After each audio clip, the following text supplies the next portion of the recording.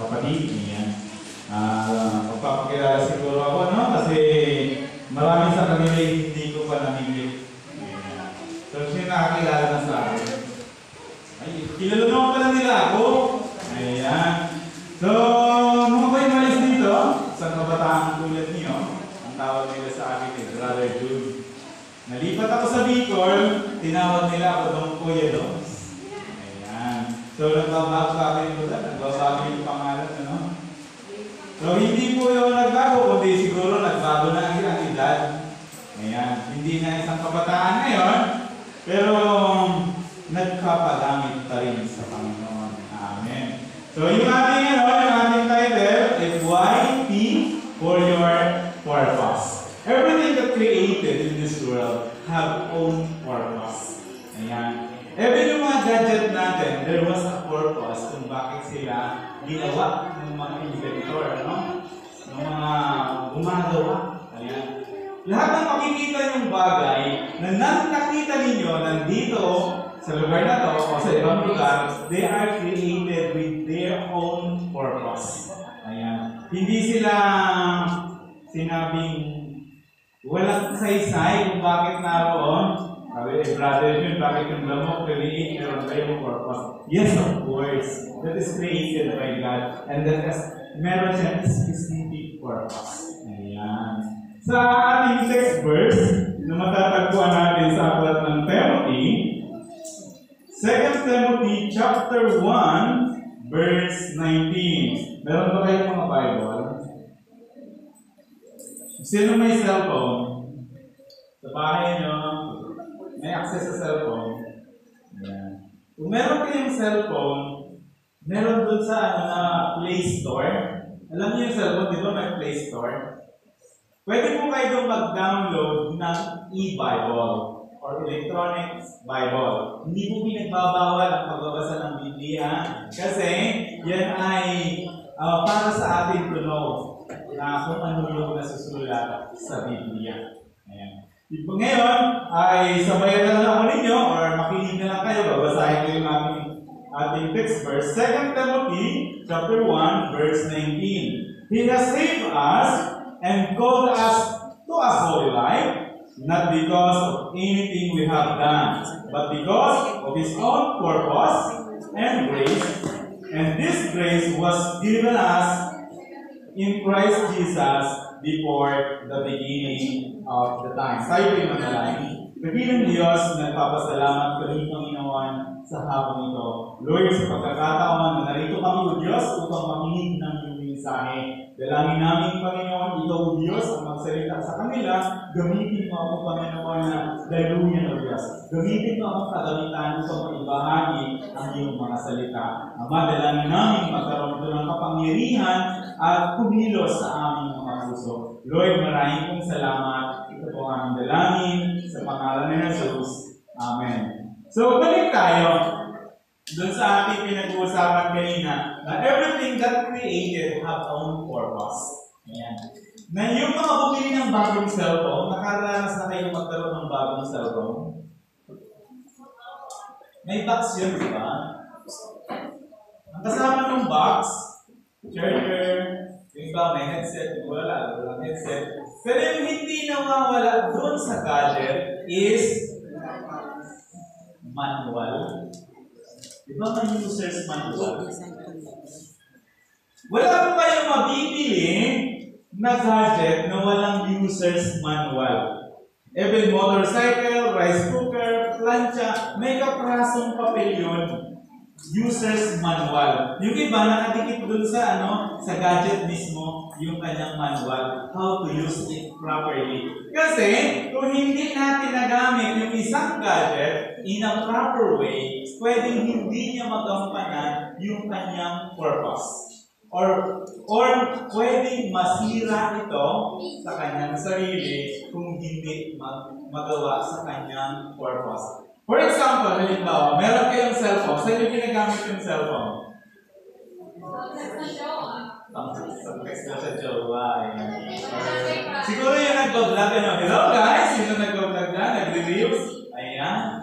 So, ano yan? Sanay na sanay sila mag-edit ng mga videos. pictures, mga videos. Ayan. So yung cellphone, ginagamit ngayon as multimedia or yung accessories ba yung dati kasi hiwa-hiwala yung TV, yung radyo, yung component, yung balita, dyaryo. Ngayon, iisa na all-in-one in your pocket. Yun yung cellphone. Ngayon, yung purpose ng cellphone is multimedia and for communication. Pero subukan nyo kayo ipagtasok yun doon sa lupa. It will work? Yes, of course. Pero masisira siya. Tama? It will work? Yes. Pero hindi as efficient nung dulos. Ano yung dulos?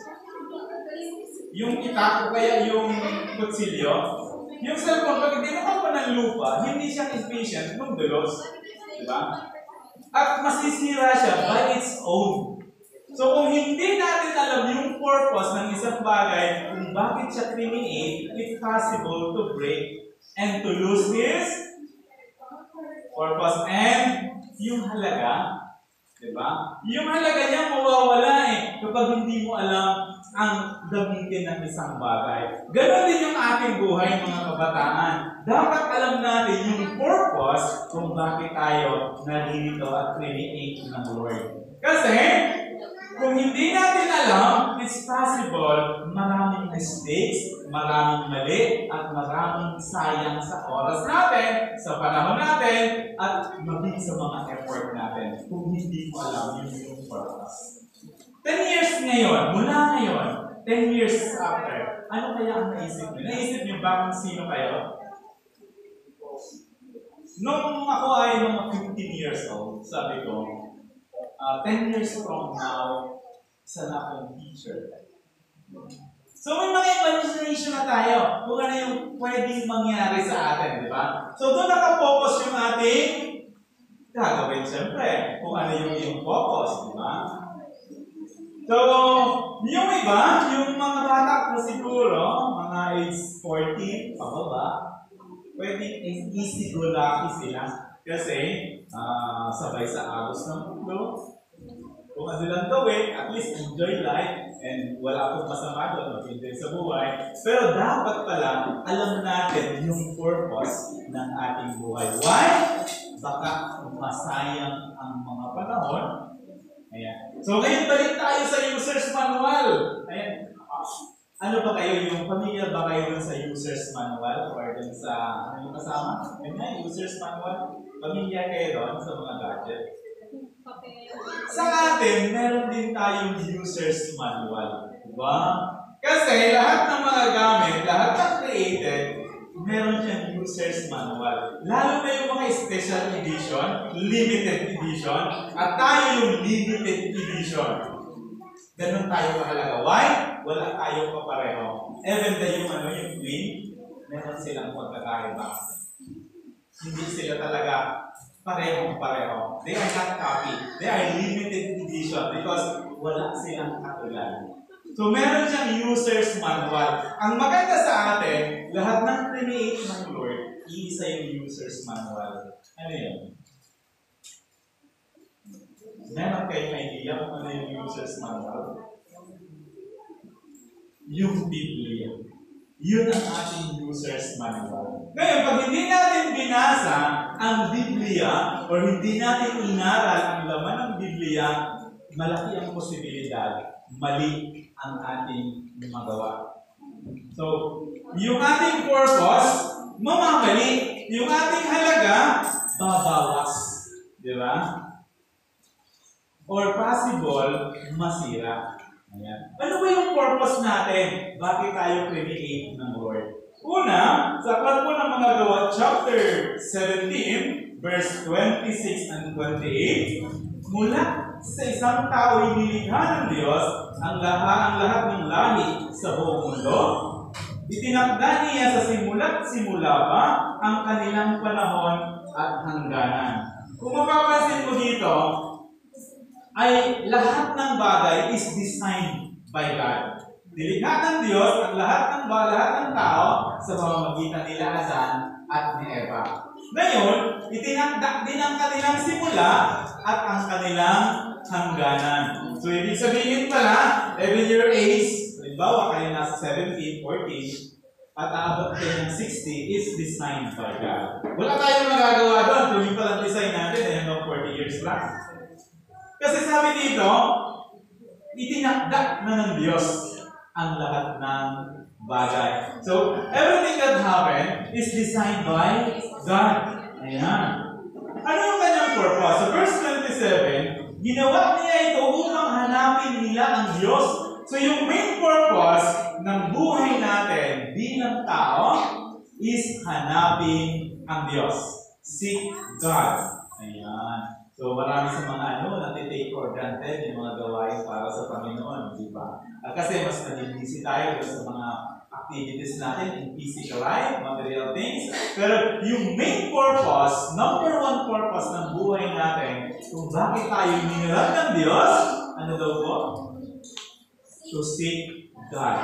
Hanapin ang Diyos. Mahirap kayang hanapin ang Diyos. Bakit kaya ipinapahanap ng Diyos ang kanyang sarili sa atin? Dapat matatanong natin yan. Ituloy natin ang basa. Siya ay matatagpuan nila.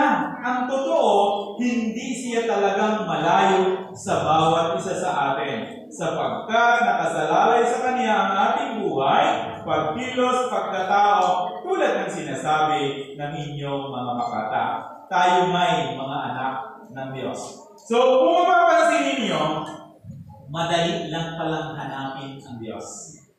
As easy na magkaroon tayo ng desire na hanapin ang Diyos, matatagpuan natin siya. Bakit? Ang sabi ng Biblia, ang totoo, hindi naman talaga siya malayo sa atin. Ang totoo, siya ang may hawak ng ating buhay, pagkilos, at hininga. So, napansin natin, God controls everything. At trinity tayo for His purpose to seek God. Ayan. Sabi doon sa kanta, nakita ko, kayo mayroon ba yun? Yung hahanapin ko muna ang aking sarili. Ano rin niya yan? Hahanapin doon, kung siya ilalayo at hahanapin yung kanyang sarili. Siguro ako nawawala, no? Kaya hahanapin ang sarili. Pero yung purpose pala ng buhay natin is to seek God. Hanapin ang Diyos. Ano naman kaya ang layunin ng Diyos? Bakit niya tayo tinawag? Yung purpose kanina ay to seek God. Merong layunin ng Diyos kung bakit kayo narito. Hindi po ito isang aksidente. Hindi nagkataon lamang na invite kayo ng isang kabataan dyan para kayo maupo dyan. God has a purpose. Hindi ito isang aksidente. Ano naman ang layunin ng Diyos? Bakit tayo narito? O bakit tayo tinawag ng Diyos? His purpose is to save us. Wow. Bakit kaya ano? Dati naman, bakit naman to save us? Safe and sound naman kami. Malakas naman kami. Walang karamdaman, di ba? Natanong nyo yun. Bakit kaya to save us? Alam nyo po, nung create ng Lord, sila Adan at si Eva, they created as pure and holy. Nagkasala sila Adan at si Eva at hinatulan ng kamatayan. At lahat ng lahi ay nasa ilalim ng kamatayan. Hindi po physical death ang nangyari doon sa araw na yun. Kung hindi, yung spiritual death, which is separation with God. Nahiwalay sila sa Diyos. That's why, tinawag tayo ng Diyos upang iligtas. Saan tayo ililigtas? Alam niyo po, yung namatay spiritual death, ang natitira na lang po doon ay yung eternal punishment. After this life, kasi ito yung journey lang natin dito. Short time lang tayo sa mundo ito. Siguro swerte na umabot ng 80 years hanggang 100 years. Pero kalimitan, 70, natatapos na yung kanilang journey dito sa lupa. After that, ito na yung real life. Ngayon, yung mga hindi kumilala sa Diyos, ito yung mapupunta ng impyerno. So yung mga tinawag ng Diyos, sila yung maniligtas. Ayan. Yung second purpose pala natin, tinawag tayo ng Diyos upang iligtas. What tayo ng another verse? So 1 Thessalonica chapter 5, verse 9. Upang iligtas. hindi tayo pinili ng Diyos upang bagsakan ang kanyang puot, kundi upang iligtas sa pamamagitan ng Panginoong Hesus Kristo. Yun yung purpose na pangalawa, upang iligtas sa pamamagitan ng ating Panginoong Hesus Kristo. Bakit kaya hindi sa ano pa mang bagay?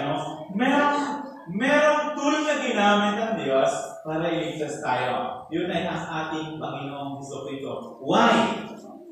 Wala po kasing ibang paraan na ang tao'y maligtas kung hindi ang ating Panginoong Hesus Kristo.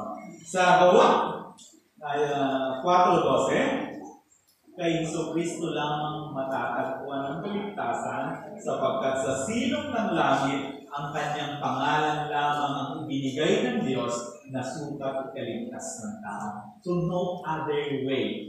Walang ibang paraan ng kaligtasan kung hindi ang ating Panginoong Hesus Kristo. That's why, nung tinawag tayo ng Diyos, tinawag tayo upang iligtas sa pamamagitan ng ating Panginoong Hesus Kristo. Ayan. Kailan kaya tayo pinili ng Diyos?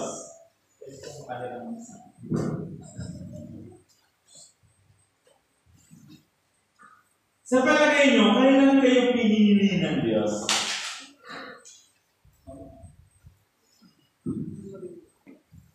Ini idea. Ikaw, Ate Ebe, kailan ka kaya pinili ng Diyos? So yung pinakamatanda sa inyo, hindi ako kasama kasi mas matanda ako sa kanya. Kailan ka kaya pinili ng Diyos?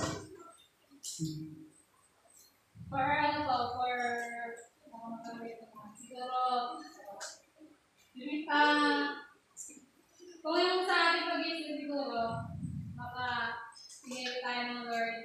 Ngayon, parang pinanganak tayo, sabi ko sa Bible, pinili pa tayo bago pa lalakarin. Wow! Do you amaze?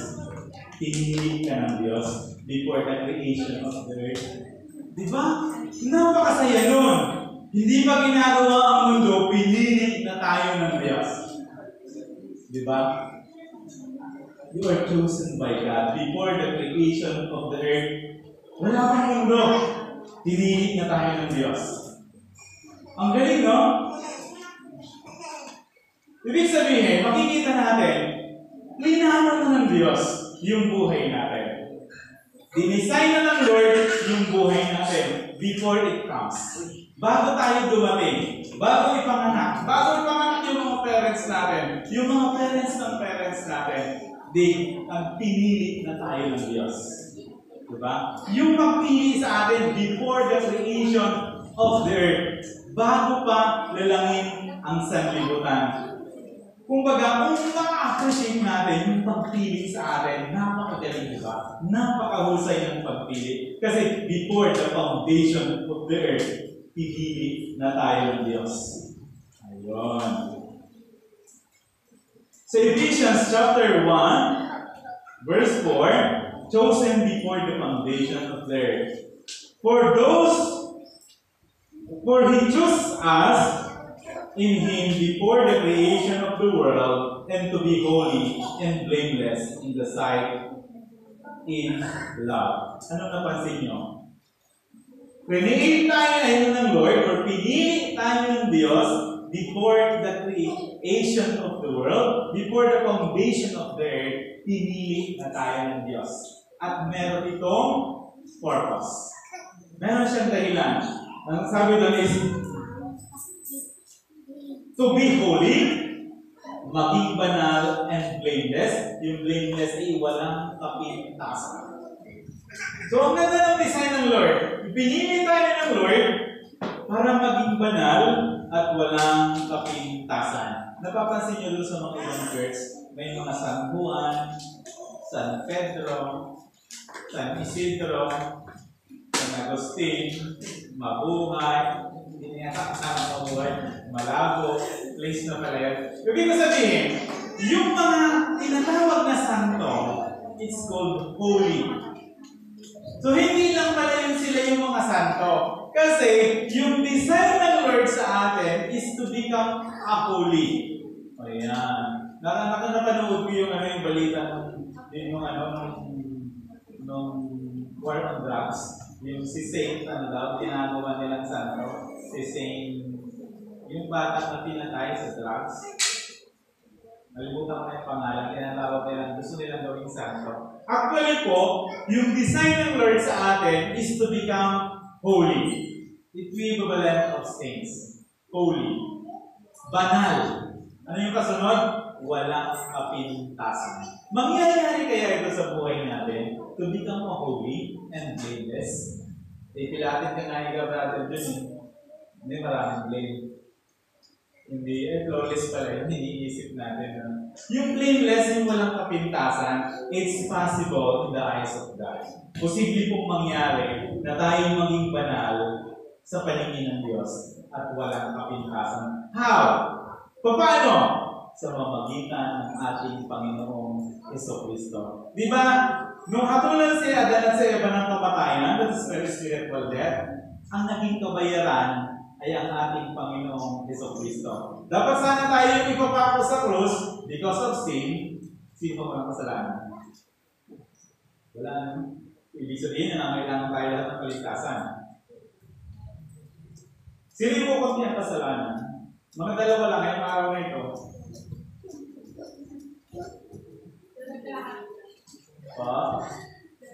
Dalawang kalahati, di sobra pa din. So, be honest, sino yung mga kasalanan? Dalawa lang. Dalawang kasalanan na yung nagawa ngayong maghapon. 3. 5.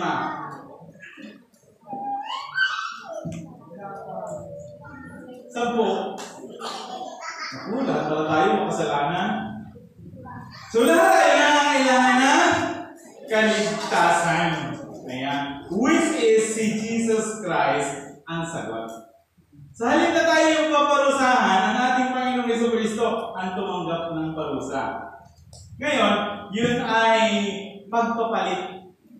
Dapat sana tayo yung parurusahan, siya na yung tumanggap ng parusa para sa atin. So, it's possible pala, pwede palang mangyari na tayo maging holy and blameless. It's because pinatawad tayo ng Diyos. Tinubos niya ng kanyang dugo. So, hindi pala libre yung kaligtasan na may bayad yun. Ang Panginoong Jesucristo yung nagbayad. Ano yung bayad? Yung kanyang sariling buhay. Ang ibinigay niya. Binubos ang krus ng Kalbaryo for us to be saved. Ayan. Kasi nga yung kanyang purpose sa atin. Basahin ko ulit ha. Yung ating teksto. Yun na. Malabo. 2 Timothy chapter 1 verse 19. He saved us and called to be holy, to us holy, not because of anything we have done, but because of His own purpose and grace. Tagalogin niya natin. Iniligtas niya tayo at tinawag upang maging banal. Hindi ito dahil sa ating mga gawa. Ibig sabihin, ang gawin natin is not possible to be holy. It's because by His own grace, dahil sa biyaya ng Diyos. And purpose. This grace was given us in Jesus Christ before the beginning of the time. Ang galing, no? Kasi kung isipin natin, bago pa mangyari, bago pa lalangin ng sanlibutan, yung pagpapatawad sa atin, binigay ng Diyos. At bilang panghuli po, na matatapos na tayo, sa aklat po ng Mga Ngaral, chapter 12, verse 1, Ecclesiastes. Ito po'y sinulat ng isang pinakamatalinong taong nabuhay sa mundo. At wala na pong nabubuhay sa mundo, mas tatalino pa sa kanya. Ito po ay si King Solomon. Ang pinakamatalinong taong nabuhay sa mundo. Ang sabi ni Solomon sa aklat ng Mga Ngaral, ito yung sinulat niya bago siya namatay, malapit na siya namatay, sinulat itong Mga Ngaral. Nasa edad lang po siya ng medyo may katandaan ang sulatin ito. Ang sabi ni Solomon, sa chapter 12 verse 1, alalahanin mo ang lumikha sa iyo habang bata ka pa. Ayan. At bago dumating ang panahon ng kahirapan at masabi mong hindi na masaya ang mabuhay. So isang payo buhat sa isang napakatalinong hari ang sinasabi sa atin. Alalahanin mo ang Diyos habang bata ka pa. Kasi habang bata pa tayo, puno tayo ng energy, puno tayo ng kasiglaan, time will come, mag-fade lahat ng yan. Noong mga edad ko katulad nyo, parang sabi ko, parang ako si Superman, I can do everything. Pero at the age of 44, hindi na ganun kalakas. Marami na rin mga kahinaan or yung mahina na ang katawan. Hindi na as energy as a young. Pero ang sabi ng Panginoon, o ni King Solomon, alalahanin mo ang Diyos sa panahon ng iyong kabataan. Hindi po sa panahon ng pagtanda, ngayon na po yun, alalahanin ang Diyos. Kuha pa tayo ng isang talata sa Romans chapter 12, verse 1. Kaya mga kapatid, alang-alang sa masaganang habag ng Diyos sa atin, ako'y nakikiusap sa inyo. Ialay ninyo ang inyong sarili bilang handog na buhay, banal at kalugod-lugod sa Diyos. Ito ang karapat-dapat ninyong pagsamba sa Diyos. Kung mapapansin natin, isummarize natin itong buong ito. Yung purpose ng buhay natin, unang-una, is to seek God. And the next purpose is to worship God. Sa mga dalawang bagay, ito yung kikilos o iikot dapat ang buhay natin. Ngayon, kung hindi natin nagagawa ang mga bagay na ito, hindi natin nagagawa ang ating purpose. Katulad tayo ng cellphone kanina na ipinagdasok mo ng lupa. Hindi siya kasing halaga, hindi siya kasing efficient. So, kung gusto natin maging epektibo, maging kagamit-gamit tayo, or maging mahalaga tayo, gawin natin yung purpose ng buhay natin. Ulitin ko po, is to seek God and to worship God.